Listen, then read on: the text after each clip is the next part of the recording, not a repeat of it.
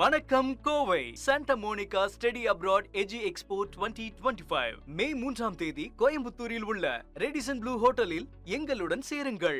One India house add நேயர்களுக்கு வணக்கம். Mumbai Indians versus Rajasthan Royals game நடந்து முடிஞ்சிருக்கு. மும்பை இந்தியன்ஸ் ஒரு மிகப்பெரிய விக்டரியை ரெஜிஸ்டர் பண்ணியிருக்காங்க. 100 ரன்ஸ் டிஃபரன்ஸ் வித்தியாசத்தில் ஒரு மிகப்பெரிய விக்டரி. அண்ட் இந்த கேமில் நிறைய விஷயங்கள் பேச வேண்டியிருக்கு. யார்கிட்ட பேச போகிறோம் அப்படின்னா கிரிக்கெட் அனலிஸ்ட் சஞ்சயோட தான். வணக்கம் சஞ்சய். வணக்கம் ப்ரோ. 100 ரன்ஸ் வித்தியாசத்தில் வெற்றி. இந்த இவ்வளோ பெரிய வெற்றி பெறுவதற்கு என்ன காரணம், என்னென்ன காரணங்கள் இருக்கு அப்படின்ற மாதிரி சொல்லுங்களேன்.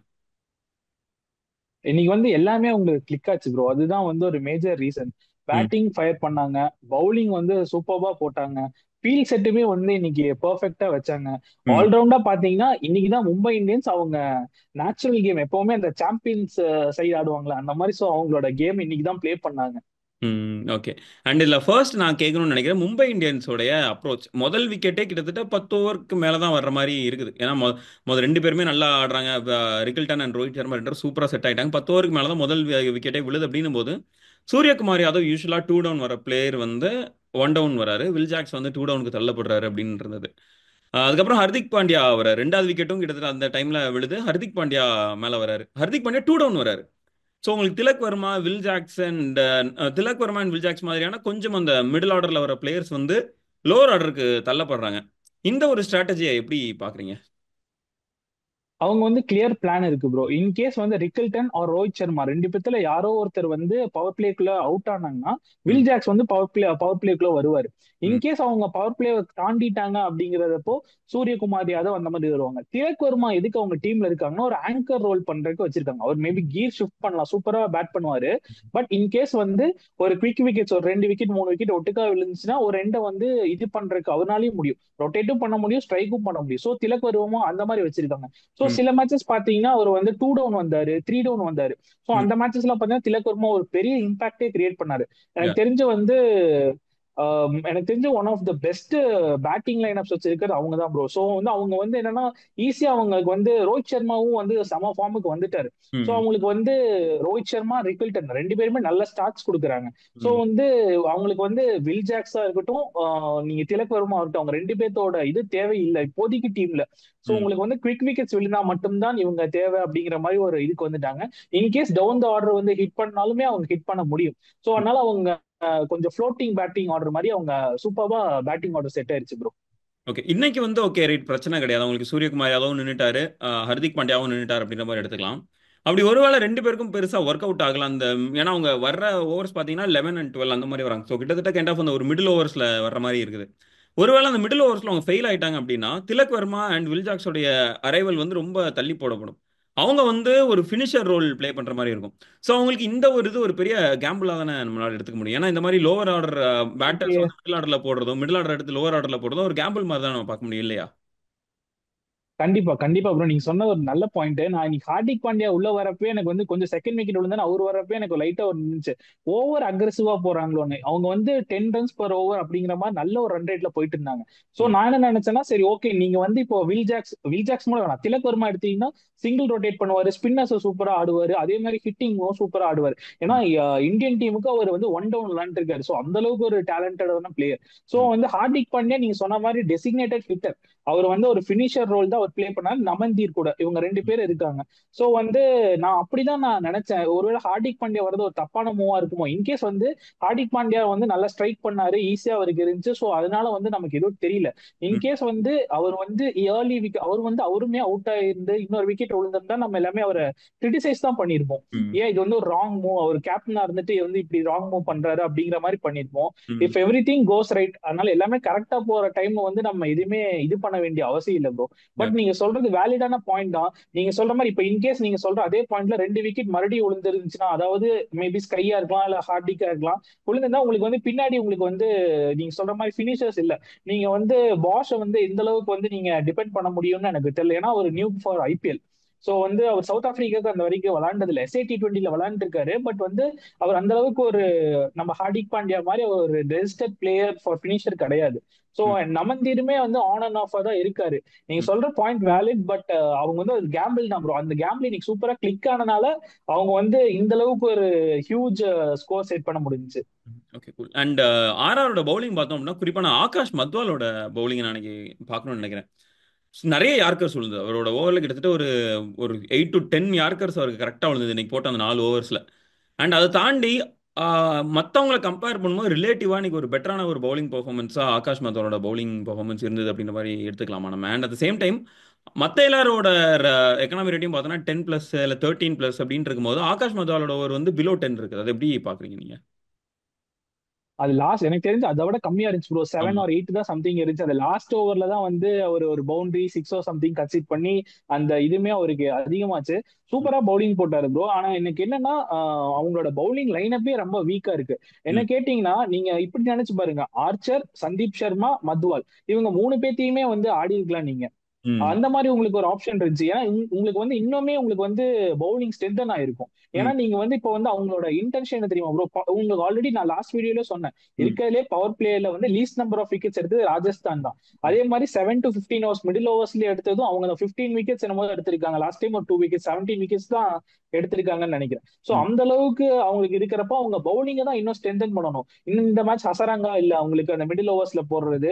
அவங்க ம். பவர் பிளேவே எப்படி செட் பண்ணிருக்காங்கன்னா ப்ரோ, ஆர்ச்சர் வந்து ஹார்ட் லென்ஸ் வந்து ஹிட் பண்றாரு. ம். ஆர்ச்சர் ஃபெயில் ஆனார்னா அந்த பவர் பிளேவே ஃபெயில் ஆயிருது. அவங்க ம். அந்த மேட்சும் லூஸ் பண்ணிடுறாங்க. ஆர்ச்சர் எந்தெந்த மேட்ச்ல எல்லாம் பவர் பிளேல வந்து 2 விக்கெட்ஸ் எடுத்திருக்காரோ அந்த ம். மேட்ச் எல்லாம் வின் பண்ண போயிருக்காங்க. ம். எந்த மேட்ச் எல்லாம் ஆர்ச்சர் வந்து ஃபெயில் ஆகுறாரோ அவங்க வந்து அந்த மேட்ச் வந்து இன்னைக்கே பாத்தீங்கன்னா நீங்க சொல்றீங்க 100 மேல அவங்க பார்ட்னர்ஷிப் போயிருச்சு, ஓப்பனிங் பார்ட்னர்ஷிப். சோ அது அந்த மாதிரி ஒரு இது இருக்கு. நீங்க மத்வால்ங்கிறவர் வந்து நல்ல யாக்கர்ஸ் நெயில் பண்றாரு, எல்லாம் ஓகே. ம். சந்தீப் சர்மா வந்து அவங்க பவர் பிளேல யூஸ் பண்ண மெத்தட் பாத்தீங்கன்னா ம். அவங்க வந்து ரன் ஃப்ளோவை கண்ட்ரோல் பண்றதுக்கு, ஒரு எக்கானமி கீழே கொண்டு வரக்கு அந்த மாதிரி தான் வந்து அவங்க யூஸ் பண்ணிட்டு இருக்காங்களே தவிர ம். சந்தீப் சர்மா அந்த அளவுக்கு ஒரு பெரிய இம்பாக்ட் பவுலர் கிடையாது பவர் பிளேல. அவர் ம். வந்து டெத் ஓவர்ஸ்ல வந்து ஸ்லோவர் ரன்ஸ் போடுறதுல, யாக்கர்ஸ் போடுறதுல ஒரு பெட்டர் பவுலர். ம். அப்படி பாத்தீங்கன்னா இவங்க பவுலிங்கே வந்து எனக்கு தெரிஞ்சு ஒரு மத்வால், சந்தீப் சர்மா, ஆர்ச்சர் 3 பேர் ஆனா இன்னும் கொஞ்சம் எனக்கு ஸ்ட்ரென்தனிங்கா தெரியுது. மேபி அவங்க யாரை டிராப் பண்ணுவாங்க அது வந்து கொஞ்சம் டவுட்ஃபுல்லான விஷயம், டிபேட்டபிள் தான். ஆனா வந்து மத்வால் வந்து எனக்கு தெரிஞ்ச ஒரு பிளேயிங் லெவல்ல இருக்கணும் bro. இன்னைக்கு பெர்ஃபார்மன்ஸ் வச்சு நான் சொல்ல கிடையாது. But okay. அவர் மும்பைக்கு ஆடுறப்பே வந்து லாஸ்ட் டைம் ஒரு மும்பை பிளேயர் அவருக்கு ஆடுறப்பே அவங்க சூப்பரா பவுலிங் போட்டாங்க. பவர் பிளேலயே நல்லா போட்டாரு. சோ ம். அப்படி இருக்கிறப்போ உங்களுக்கு இவ்வளவு பவர் பிளே வீக்கா இருக்கிறப்போ நீங்க ஏன் மத்வாலையும் வச்சுக்கலாமே அப்படிங்கறத என்னோட ஒரு சஜஷனா இருக்கும். பார்க்கலாம் ப்ரோ என்ன பண்றாங்கன்னு. ஆல்மோஸ்ட் எலிமினேட் ஆயிட்டாங்க. சோ ம். இனிமேல நிறைய யங்ஸ்டர்ஸுக்கு சான்ஸ் கொடுப்பாங்கன்னு நினைக்கிறேன். ஓகே. அண்ட் ராஜஸ்தானோட பேட்டிங் பார்த்துட்டோம்னா முதல் அது போன மேட்ச்ல 35 பால்ல செஞ்சுரி போட்ட வைபவ் சூரியவன்ஷி. போன மேட்ச் அவர் செஞ்சுரி போடும்போது நீங்கள் நிறைய விஷயங்கள் சொல்லியிருந்தீங்க. குஜராத் வந்து ஒழுங்காக ஃபீல்ட் செட் பண்ணியிருந்தாருன்னா வைபவ் சூரியவன்ஷி இவ்வளோ அடிச்சிருக்க மாட்டார் அப்படின்ட்டு. அண்ட் இன்னைக்கு மேட்ச்ல 2 பால்ல அவுட் ஆகிட்டாங்க. எப்படி பார்க்குறீங்க அதை? ப்ரோ ஃபர்ஸ்ட் வந்து அவர் அவுட் ஆன விதம் அப்புறம் பார்க்கலாம் ப்ரோ. ஃபர்ஸ்ட் வந்து அவருக்கு வச்ச ஃபீல் செட், ம். Perfect feel set. நான் லாஸ்ட் வீடியோல நான் அதே தான் சொன்னேன். ம். ஃபைன் லெக நம்ம ஃபைனா வச்சிருந்தாங்க. ம். சாரி, தேர்ட் மேனா ஃபைனா வச்சிருந்தாங்க. லெக் சைட்ல வந்து அந்த பவுண்டரிக்கு வந்து கேச்சிங் மேன் வந்து வச்சிருந்தாங்க. இன்னைக்கு வந்து அவர் வந்து அடுத்த பால் வந்து கரெக்டான ஃபீல்ட் பிளேஸ்மெண்ட் வச்சாங்க. சோ ம். வந்து பட் அதுக்கு அவர் அந்த ஃபீல்டுக்கு அவுட் ஆகல. பட் இருந்தாலுமே வந்து அவருக்கு கொஞ்சம் ஃபிளாஸ் எல்லாம் இருக்கு ப்ரோ. ம். அவங்க வந்து இந்த மாதிரி ஃபீல்ட் செட் பண்ணாங்க, மேபி வந்து இப்படியா கூட இருக்கலாம். அந்த ஃபீல்ட் செட் நம்மளோட ஒரு ஆர்க்ல போட மாட்டாங்களோ அப்படிங்கிற ஒரு ஒரு ம். ஐடியாலஜில இருந்திருக்கலாம். ஆர்எல்ஸ் மேபி தீபக் சஹருக்கு இனிஷியலாவே வந்து ஃபர்ஸ்ட் 2 overs வந்து நல்லா ஸ்விங் ஆகும். சோ ம். அந்த மாதிரியும் நீங்க எடுத்துக்கலாம். பவுலரோட நல்ல ஒரு மூவ்னு சொல்லலாம். பட் ம். அவர்கிட்ட ஃபிளாஸ் நிறைய இருக்கு ப்ரோ. பட் வந்து எனக்கு தெரிஞ்ச ஒரு ஃபீல் செட்டும் கொஞ்சம் வந்து மும்பை மாதிரி எல்லாம் நீங்க இப்ப டீம் பாத்தீங்கன்னா ரோஹித் சர்மா இவங்க எல்லாருமே பாத்தீங்கன்னா வந்து நார்மலா வந்து ஒரு அவங்க ரொம்ப depend on match ups, field set இவங்க எல்லாம் பயங்கரமா அதுல ரொம்ப இது பண்ணுவாங்க ப்ரோ. ம். ரொம்ப பெர்ஃபெக்ட்டா இருப்பாங்க அதுல. எனக்கு தெரிஞ்ச ஃபர்ஸ்ட் அந்த சூரியவன்ஷிக்கு ஃபீல் செட்டே வந்து சூப்பர் ஃபீல் செட். ம். செகண்ட் வந்து என்னன்னா பட் சின்ன பிளேயர் ப்ரோ. அவர் லாஸ்ட் டைம் டிராவிட்டே சொல்லியிருந்தாரு அவரோட 100 வந்து அவருக்கு தலைக்கு போக கூடாது. அவர் வந்து அவர் ஃபெயிலியர்ஸை வந்து அவர் எப்படி ஹேண்டில் பண்ணணும்னு தெரியணும்னு சொன்னார் லாஸ்ட் இதுல. சோ எனக்கு தெரிஞ்சு அது கொஞ்சம் இதாகணும் ப்ரோ அவருக்கு. பரவாயில்ல, எனக்கு தெரிஞ்சு இன்னும் ஐபிஎல் இன்னும் மேட்சஸ் இருக்கு. சோ ம். இன்னொரு நல்ல ஒரு நாக் எதிர்பார்க்கலாம் ப்ரோ அவர்கிட்ட இருந்து. அண்ட் இன்னைக்கு ஆர்ஆருடைய பேட்டிங் வந்து இந்த அளவுக்கு டக்கு டக்கு டக்குன்னு அவுட் ஆகுறதுக்கு என்ன காரணம்? ஒரு 47 48 ரன்லேயே கிட்டத்தட்ட 6 விக்கெட்டை லூஸ் பண்ணிட்டாங்க. இப்படி பேக் டு பேக் விக்கெட்ஸை லூஸ் பண்றதுக்கு என்னென்ன ரீசன் நீங்க பாத்தீங்க? எனக்கு ஒரு சின்ன ஒரு ரீசன் தோணுது ப்ரோ. என்னன்னா டாஸ்ல வந்து அவர் எப்பவுமே டியூ ஃபேக்டர் இருக்குன்னு சொல்லி பராக் சொல்றாரு. ம், அதுனா அந்த ரீசனுக்காக தான் அவர் வந்து நாங்க வந்து பேட் செகண்ட் பண்றோம், போல் ஃபர்ஸ்ட் பண்றோம் அப்படிங்கிற மாதிரி சொல்றாரு. ம், ஹார்திக் பாண்டியா லாஸ்ட் மேட்ச்ல வந்து இவரா இருக்கட்டும், கில்லா இருக்கட்டும், இந்த மேட்ச்ல ஹார்திக் பாண்டியா அவங்க தெளிவா மென்ஷன் பண்றாங்க செகண்ட் இன்னிங்ஸ்ல டியூவே வரல. சோ ம், ரெண்டு ரீசன் இருக்கு ப்ரோ. ஃபர்ஸ்ட் வந்து டியூ ஃபேக்டர்ல வந்து நம்ம ஒன்னு நல்லா தெரிஞ்சுக்கணும். இப்போ ம், வந்து உங்களுக்கு வந்து நல்ல விண்ட் ப்ளோ ஆச்சுன்னா வந்து உங்களுக்கு வந்து டியூ ஃபேக்டர் வந்து கம்மியா இருக்கும். ம், அதே மாதிரி இது ராஜஸ்தான்ல இப்ப பாத்தீங்கன்னா எனக்கு தெரிஞ்சு மே தான் இருக்கிறதுலே hottest month of the year அவங்களுக்கு. இந்த மாதிரி ஹாட்டஸ்ட் மந்த்ல வந்து உங்களுக்கு வந்து ட்ரை கண்டிஷன், ஹியூமிட் கண்டிஷன்ஸ் தான் இருக்கும். உங்களுக்கு டியூ அந்த அளவுக்கு ஃபார்ம் ஆகாது. எனக்கு தெரிஞ்சு 34 degree something bro second batting அவங்க உள்ள போறப்போ. ம், அந்த மாதிரி இருக்கிறப்போ வந்து டியூ அந்த அளவுக்கு எதிர்பார்க்க முடியாது. இவங்க வந்து ரொம்ப டியூன்னு சொல்லி அதுல இவங்க ரொம்ப டிபெண்டா இருக்கவங்கன்னு தோணுது. ஏன்னா ஒரு ரீசன் ப்ரோ, இவங்க வந்து சேசிங் அந்த அளவுக்கு நல்லா பண்ணது இல்ல. இவங்க வந்து தொடர்ந்து ஒரு 3 மேட்ச் வந்து லாஸ் பண்ண உங்களுக்கும் ஞாபகம் சூப்பர் ஓவர் கூட ம். Yes. டிசிக்கு அகைன்ஸ்டா வந்து ஸ்டார்க் நல்ல ஓவர் போட்டு லூஸ் எல்லாமே பாத்தீங்கன்னா சேசிங் மேட்சஸ். ம், எல்லாமே வந்து அவங்க சேசிங்ல தான் லாஸ்ட் ஓவர் 9 ரன் ஸ்கோர் பண்ணும், 2 மேட்ச் 9 ரன் ஸ்கோர் பண்ணணும், ரெண்டு தோத்தாங்க, ஒரு சூப்பர் ஓவர் தோத்தாங்க. சோ ம், வந்து அவங்க நீங்க வந்து இவ்வளவு சேசிங்ல நீங்க இவ்வளவு ஸ்ட்ரகிள் பண்றப்போ, ம், இன்னொன்னு சஞ்சு சாம்சன் இருக்கிறப்போ இந்த என்டையர் டீமே டிஃபரெண்டா இருக்கு. நீங்க ம், சஞ்சு சாம்சனும் இல்ல. சோ நீங்க வந்து பேட் ஃபர்ஸ்ட் மேபி பண்ணலாமே. நீங்க டியூ மட்டுமே ஃபேக்டரா வச்சு நான் சொல்றேன் ப்ரோ. ம், மேபி நீங்க டியூவை மட்டுமே ஃபேக்டரா வச்சு டியூனால நாங்க வந்து பேட் செகண்ட் பண்றோம் அப்படின்னு நீங்க சொன்னீங்கன்னா மேபி அது என்னோட பாயிண்ட் ஆஃப் வியூல தப்பு. ம், நீங்க கேட்ட கொஸ்டினுக்கு வந்து பேட்ஸ்மேன் என்னன்னா ஆல்ரெடி செம பிரஷர் ப்ரோ அவங்களுக்கு. 200+ சேஸ் பண்ணணும் அவங்களுக்கு வந்து. அவங்க என்ன நினைச்சிட்டாங்க லாஸ்ட் டைம் வந்து நம்ம இவங்கள ஸ்கோர் பண்ணோம் ஈஸியா வந்து 200 சேஸ் பண்ணமே, ஒரே விக்கெட் அந்த மாதிரி தானே இருக்கும், சேம் தானே அதே கிரவுண்ட் தானே அப்படின்னு மேபி வந்து இதாயிட்டாங்களான்னு தெரியல. பட் என்டையர்லி மும்பையோட பவுலிங் அட்டாக் செம்ம லீத்தல் பவுலிங் அட்டாக் ப்ரோ. எல்லாமே எல்லா டிபார்ட்மெண்ட்டுமே அவங்களுக்கு கவர்டு. ம், பூம்ரா, போல்ட், சஹர் இனிஷியல் ஓவர்ல ஸ்விங் பண்ணுவாரு. சோ ம், எனக்கு தெரிஞ்சு இந்த மும்பை அட்டாக் அகைன்ஸ்டா நீங்க 180 ஸ்கோர் பண்றதே சேசிங்ல கஷ்டம். ம். 200 எனக்கு தெரிஞ்சு இம்பாசிபிள். அந்த பிரஷர்ல ஸ்கோர் போர்ட் பிரஷர்ல மேபி இவங்க நிறைய விக்கெட் லூஸ் பண்ணிட்டாங்க ப்ரோ. அதுதான் ஒரு ரீசன். அப்புறம் இன்னொரு ஸ்டாட் என்னன்னா ப்ரோ, எந்த டீம் வந்து 4 விக்கெட்டுக்கு மேல வந்து பவர் பிளேல வந்து ம். விக்கெட் விடுறாங்களோ இது வரைக்கும் எந்த மேட்சுமே இந்த ஐபிஎல்ல வின் பண்ணதே கிடையாது. So okay. இவங்க ஆல்ரெடி 5 விக்கெட்ஸ் அந்த மாதிரி டவுன் சொல்லி போயிட்டாங்க. சோ உங்களுக்கு வந்து இம்பாக்ட் பிளேயர் ரூல் இருந்தாலும் சரி என்ன இருந்தாலும் சரி உங்களால வந்து அது சேஸ் பண்ண, அதுவும் 200+. நீங்க ம். இது வந்து ஒரு 130 கூட நீங்க வந்து சேஸ் பண்ணிருக்கலாம். அது ஸ்கோர் போர்ட் ப்ரெஷர் தான் நினைக்கிறேன் ப்ரோ இது. Okay, right, cool. அண்ட் மும்பையோட பவுலிங்கை நீங்கள் பயங்கரமாக அப்ரிஷியேட் பண்ணியிருந்தீங்க, ஒரு ப்ராப்பராக இருக்குது அப்படின்ட்டு.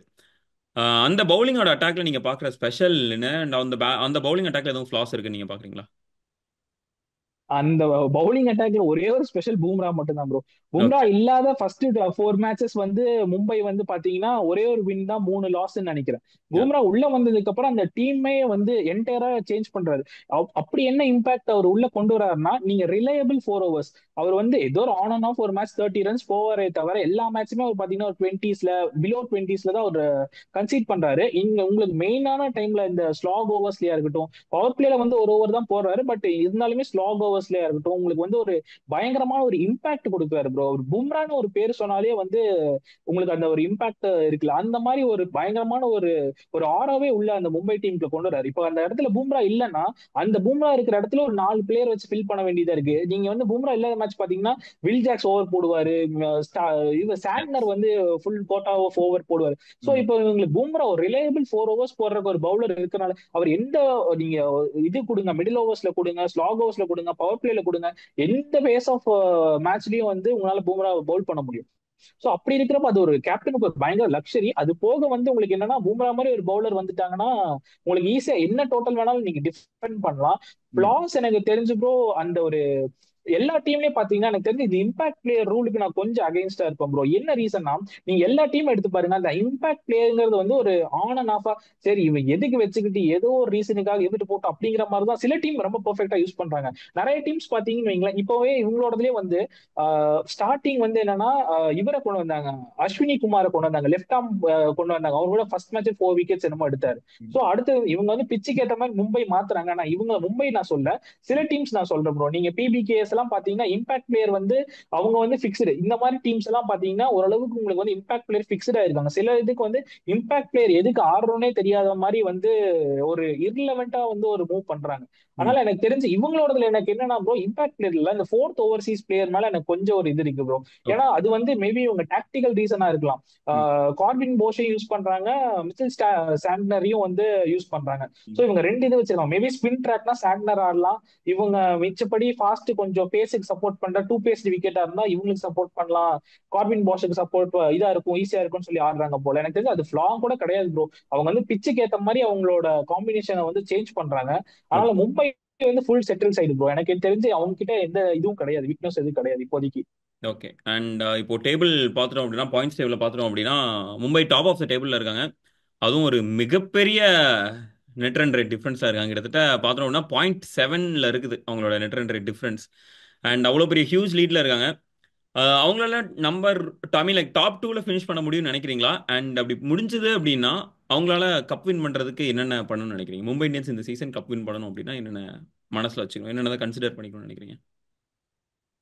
எனக்கு தெரிஞ்சு ப்ரோ அவங்க வந்து டாப் 2ல இருக்கிறது கொஞ்சம் ஈஸியா தான் இருக்கும்னு நினைக்கிறேன். ஏன்னா நெட் ரன் ரேட் வந்து சூப்பரா வச்சிருக்காங்க.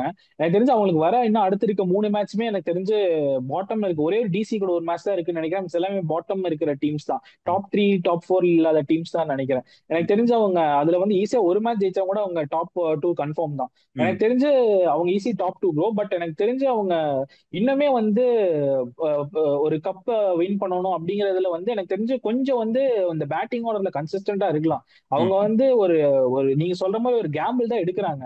இன்கேஸ் நீங்க ஹார்டிக் பாண்டியா நீங்க சொன்ன மாதிரி அவுட் ஆயிருந்தாலே அதுவே ஒரு பெரிய கேம்பிளா இருக்கு. நம்ம எல்லாம் இந்த நேரம் கிரிட்டிசைஸ் பண்ணிட்டு இருந்திருப்போம். ஹார்டிக் பாண்டியா உனக்கு எதுக்கு திலக் வர்மா இருக்கிறப்ப நீங்க பினிஷர் தானே, நீங்க முன்னாடி வரீங்கன்னு சொல்லி நம்ம இது பண்ணிட்டு இருக்கோம். அவங்க வந்து சில டெசிஷன் வந்து அந்த மேட்ச் கண்டிஷனுக்கு அந்த இதுக்கு சிச்சுவேஷனுக்கு தகுந்த மாதிரி எடுக்கிறாங்க.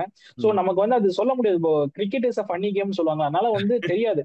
அந்த நாள் அவங்களுக்கு கிளிக் ஆச்சுன்னா அவங்களுக்கு கிளிக் ஆகும். இன்கேஸ் வந்து அவங்களுக்கு கிளிக் ஆகல அப்படிங்கிற பட்சத்துல நல்ல கிரிக்கெட் ஆடினவங்களே நிறைய பேர் லாஸும் பண்ணியிருக்காங்க. எனக்கு தெரிஞ்சு அவங்க எந்த சேஞ்ச் பண்ண வேண்டாம் ப்ரோ. பேட்டிங் சூப்பரா இருக்கு. ரோஹித் சர்மா ஃபார்முக்கு வந்துட்டாரு. உங்களுக்கு வந்து டாப் 3 வந்து சூப்பரா இருக்காங்க. வில் ஜாக்சன் வந்து எனக்கு தெரிஞ்சு ப்ரோ அவங்க வந்து எந்த ஏதாவது டீம்ல வந்து மிடில் ஆர்டர்ஸ்ல வந்து இந்த லெப்டிஸ் நிறைய இருந்தாங்கன்னா அவங்களுக்கு அகைன்ஸ்டா போறதுக்கு வில் ஜாக்ஸ் வச்சிருக்காங்க. ஒரு பிங்க் ஹீட்டர் மாதிரி வச்சுக்கோங்களேன். இன்கேஸ் ரோஹித் சர்மா இல்ல வந்து ரிக்கில்டன் அவுட் ஆனான்னா அந்த ஒரு 50-60 ரன்ஸ் பவர் பிளேக்குள்ள கொண்டு வரதுக்கு அவரை வச்சிருக்காங்க. எனக்கு தெரிஞ்சு அதுமே எனக்கு ஒரு பெரிய ப்ராப்ளமா தெரியல ப்ரோ.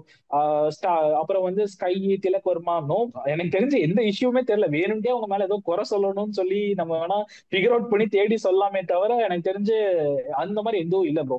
அவங்க வந்து இதே மாதிரி ப்ளே பண்ணாலே போதும். Okay, cool. Thank you so much Sanjay. உங்களோட டைம் ஸ்பெண்ட் பண்ணி நிறைய விஷயங்கள் ஷேர் பண்ணீங்க. ரொம்ப ரொம்ப நன்றி. Thank you so much. Thank you bro. Thank you. Subscribe to One India and never miss an update.